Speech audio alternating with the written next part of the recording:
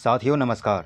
स्वागत है आपका हमारे इस वीडियो में। आज हम जानने का प्रयास करेंगे कि जैसे कि वेस्ट बंगाल के अंदर जो सत्ता परिवर्तन हुआ है, जो बीजेपी ने टीएमसी को हराकर अपनी गवर्नमेंट बनाने का प्रयास करेंगे। यहाँ पर जैसे कि आप खबरों में देख सकते हैं कि West Bengal government formation live update मतलब Suvendu Adhikari reach Lok Bhavan stake claim to form government, यानी कि शुभेंदु अधिकारी जो है वो लोकसभा पहुंचे हैं। उन्होंने अपना दावा ठोका है कि वो सरकार बनाएंगे और साथ ही इसके साथ अमित शाह ने ये खुद क्लेम किया है कि जो बंगाल के जो न्यू सीएम है बीजेपी से, वो शुभेंदु अधिकारी होने वाले हैं। आपको पता होगा कि जब 15 सालों में टीएमसी काफ़ी मतलब सत्ता में राज किए 15 सालों तक, तो उन्होंने अमित शाह ने खुद ही इसका नाम क्लेम किया कि ये शुभेंदु अधिकारी सीएम बनेंगे। जहाँ तक आपको पता होगा कि इसमें 207 सीटें जीतकर हासिल की है। तो थोड़ा हम इसमें आप जानने का प्रयास करेंगे कि इसकी बैकग्राउंड क्या है, ये सीएम बनने के बाद क्या क्या यहाँ पर कार्य कर सकते हैं,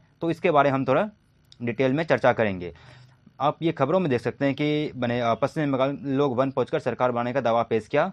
ये एक जीत बीजेपी के लिए एक ऐतिहासिक जीत मानी जा रही है। और इससे पहले जो ममता बनर्जी और टीएमसी का जो दबदबा रहा है, वो साफ सभी ने देखा है कि क्यों कैसे इसके राज में जो कानून का मतलब कोई मतलब नहीं था, लॉ एंड ऑर्डर एकदम ख़त्म था। तो अब जब सरकारें बदली हैं तो हालात भी बदलेंगे। तो हम इसके बारे में थोड़ा चर्चा करेंगे। लेकिन बीजेपी के लिए ये आसान होने वाला है ही नहीं, क्योंकि जिस हालात में बीजेपी को ये वेस्ट बंगाल मिला है। तो सबसे पहले अगर हम देखें तो ये वरिष्ठ नेता है, पहले ये टीएमसी में भी रह चुके हैं। ये पहले जो है टीएमसी में भी रह चुके हैं। आप देख सकते हैं यहाँ पे नंदीग्राम आंदोलन से इसको पहचान मिली है। ये नंदीग्राम जो है इसको वही से पहचान मिली है। 2021 की चुनाव में ममता बनर्जी को हराकर चर्चा में आए थे, यानी कि 2020 में पहले टीएमसी में थे, लेकिन उसके बाद से ये बीजेपी ज्वाइन करता है और वहाँ पे इसको ममता बनर्जी 2021 के चुनाव में इसको हरा देते हैं। लेकिन अब ये जो है पश्चिम बंगाल के नए मुख्यमंत्री चुने गए हैं। इसको खुद ही बताया कि ये नए मुख्यमंत्री है। बीजेपी विधायक दल की बैठक हुई, जहां अमित शाह केंद्रीय मंत्री ने पर्यवेक्षक के रूप में कोलकाता के रूप में पहुंचे शुभेंदु अधिकारी को विधायक दल नेता चुना गया, जो लोक भवन जाकर सरकार बनाने का दावा पेश कर दिया इन्होंने। जैसे ये आप जब जानते हैं बीजेपी इसमें काफ़ी से, जैसे कि SIR इलेक्शन कमीशन, अर्धसैनिक बल, इन सब का इस्तेमाल करते हुए इन्होंने चुनाव कराया और विधानसभा चुनाव में इसको बड़ी सीट यानी 207 सीट इन्होंने बड़ी जीत मतलब एक तरह से ऐतिहासिक जीत इन्होंने दर्ज किया है। ऐसे इन्होंने टीएमसी को इन्होंने हराकर ये कार्य किया। तो अब थोड़ा जानने के प्रयास करेंगे, जब ये मुख्यमंत्री बनने के बाद, जब इन्होंने आज अगर मैं ये वीडियो बना रहा हूँ तो ये अब शपथ ले चुके होंगे, ये लेने वाले होंगे। तो इसमें जानने का प्रयास करते हैं कि इसमें क्या क्या ये काम करवा, जैसे कि राज्य में हिंसा और राजनीतिक तनाव कम करना। देखिए, जब से ये टीएमसी आई है तब से वहाँ पर गुंडागर्दी काफ़ी बढ़ चुका है, तो उस हिसाब से ये राज्य में थोड़ा सा हिंसा और राजनीतिक तनाव कम कर सकते हैं। पुलिस प्रशासन में सुधार, अगर आप ऐसे कई वीडियोस देखे होंगे तो इसमें जैसे कि आप ममता बनर्जी जो पुलिस हैं वो ममता बनर्जी के चप्पल ढोते हुए नजर आए, कई बार मस्जिदें साफ करते आए हैं। तो ये सारी चीज़ें यहाँ पर शुरू से ही होता आया। तो उम्मीद है कि जब सरकार बदली है तो सत्ता भी बदली है, तो उस तरह से हालात भी वहाँ के बदलेंगे। यहाँ पर महिलाओं को सुरक्षा बिल्कुल भी नहीं है। यहाँ पर आप पिछले बार देखे होंगे कि यहाँ RG रत्नाम के एक केस से, जिसकी के जो एक नर्स थी उसको किस तरह से वो रेप किया गया था उसका, और टीएमसी जो है वो अपराधियों को बचाने में लग गए थे।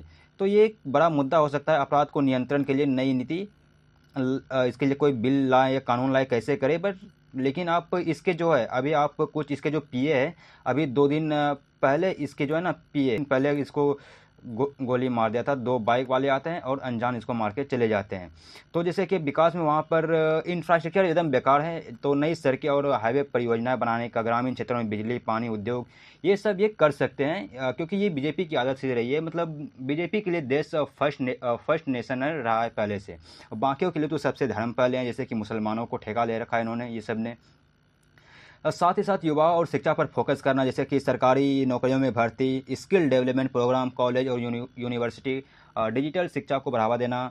साथ ही किसानों के लिए कुछ कुछ सहायता, इसमें ऐसा कयास लगाया जा रहा है कि, और ये कयास नहीं, ये बस होना चाहिए, क्योंकि जिस तरह से बंगाल की स्थिति है वो खराब रही है। किसानों को आर्थिक सहायता, फसल बीमा, गरीब परिवहन योजनाओं के लिए राशन, आवास, स्वास्थ्य योजनाओं को। तो अगर बीजेपी ने अपना सीएम यहाँ पर बनाया है तो केंद्र और तालमेल तो रहेगा ही रहेगा, जैसे कि केंद्रीय की योजना तेजी से लागू करना, बंगाल में इंफ्रास्ट्रक्चर प्रोजेक्ट लाना है। बंगाल में कई बार ऐसा देखा गया है कि पिछले डेटा के अनुसार वहाँ पर जितने भी कॉरपोरेट आए ना वो सब वहाँ से निकल गए, क्योंकि बंगाल में आए दिन हिंसक होते रहते हैं और सरकार उसको बचाने में काम करती है। तो ये बेरोजगारी है, जनता को भरोसा रखना, निवेशों में आकर्षित करना और रेलवे, मेट्रो, बंदरगाह विकास करना, तो ये सारी चीज़ों एक है बड़ी चैलेंजिंग, लेकिन ये सब इतना आसान होने वाला नहीं है, ये सब एक चैलेंजिंग होने वाला है।